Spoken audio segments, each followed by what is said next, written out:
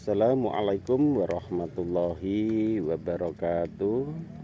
Bismillahirrahmanirrahim. Allahumma sholli ala sayyidina Muhammad wa ala ali sayyidina Muhammad. Berjumpa kembali dengan saya Heri Petani Indonesia. Pada kesempatan kali ini saya ingin berbagi pengalaman dengan sahabat-sahabat tani semua, khususnya petani cabai. Di sini yang ingin saya jelaskan adalah di saat tanaman cabai sudah mulai berbuah, ada beberapa hal yang harus diantisipasi. Yang pertama adalah serangan patogen ataupun jamur. Kemudian yang kedua adalah serangan layu fusarium. Yang ketiga serangan busuk pangkal batang. Karena apa? Di saat tanaman cabai sudah rimbun seperti ini, kelembapan tanah semakin tinggi. Yang ketiga adalah pembersihan gulma ataupun parit jarak antar bedengan ini. Tujuannya apa? Agar sinar matahari bisa masuk ke dalam plastik mulsa tersebut, agar kelembapan tanah tidak terlalu tinggi sehingga pH tanahnya tetap terjaga dengan baik. Kemudian yang keempat adalah pemberian nutrisi kalium dan kalsiumnya, insektisida dan fungisidanya dengan dosis yang disesuaikan. Banyak sekali sahabat-sahabat kami yang tidak percaya bahwa saya hanya menggunakan satu insektisida dan satu fungisida. Itu juga hak Anda semua. Tapi memang yang saya pergunakan hanya dua saja. Saya hanya menggunakan fungisida kontak, kemudian saya hanya menggunakan insektisida kontak. Karena bagi kami, pengalaman kami sendiri, itu hasilnya lebih efektif. Di daunnya juga. Kemudian jika fungisida dan insektisida itu digabung bermacam-macam, jika peracikannya itu tidak tepat ataupun tidak benar, yang terjadi adalah akan memunculkan masalah-masalah baru.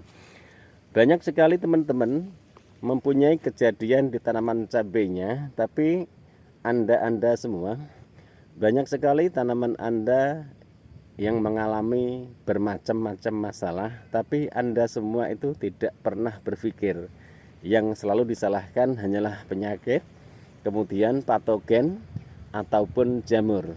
Tapi bagi kami, saya selalu introspeksi diri, apakah hama ataupun masalah yang ada di tanaman cabai kami itu murni dari serangan hama ataupun penyakit. Saya cek dulunya ke setiap pohonnya.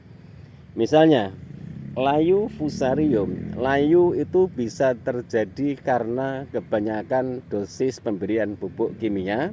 Kemudian pemupukan yang selalu saya jelaskan, jangan sekali-kali melakukan pemupukan di bawah batangnya sini. Jika menggunakan pupuk kimia, usahakan di lubang di tengah-tengah. Karena apa?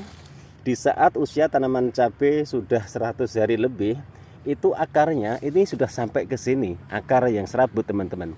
Jika teman-teman menggunakan pupuk kimia, dipupuk di sebelah sini, kemudian ditaruh di sini dengan dosis tinggi, biasanya tidak lama lagi, biasanya tidak lama lagi tanaman cabai itu akan terjadi perubahan. Yang pertama muncul awal adalah kerontokan di daunnya. Yang kedua adalah di pangkal batang itu seperti pecah atau retak. Jika itu sudah mulai muncul di tanaman cabai Anda semua, tinggal menunggu waktu. Buah semakin lebat, kemudian goyangan air semakin kencang, batang pangkal sudah mulai retak.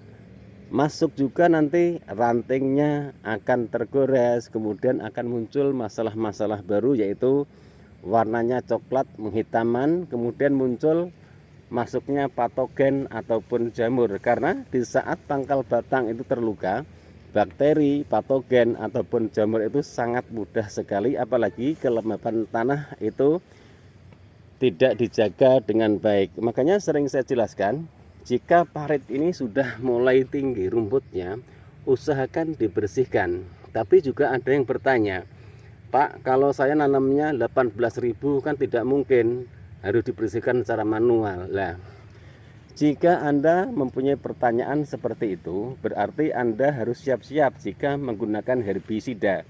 Herbisida itu yang sistemik, itu di tanah bisa sampai 4-5 bulan teman-teman. Jika tidak percaya silahkan coba. Sehabis dispray menggunakan herbisida sistemik, kemudian 3 bulan ataupun 4 bulan tanami melon. Nanti yang terjadi adalah pada busuk pangkal batang.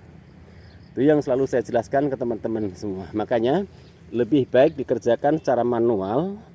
Jangan berpikir lebih cepat, tapi juga berpikir masalah tanaman yang kita budidayakan. Misalnya seperti ini.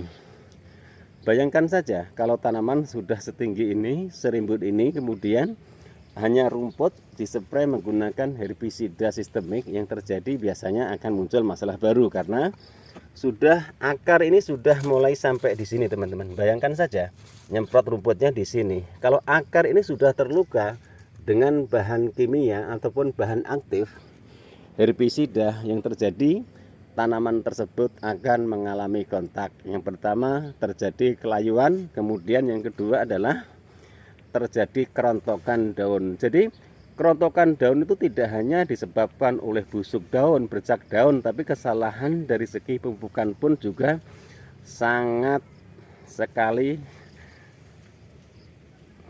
Kesalahan dari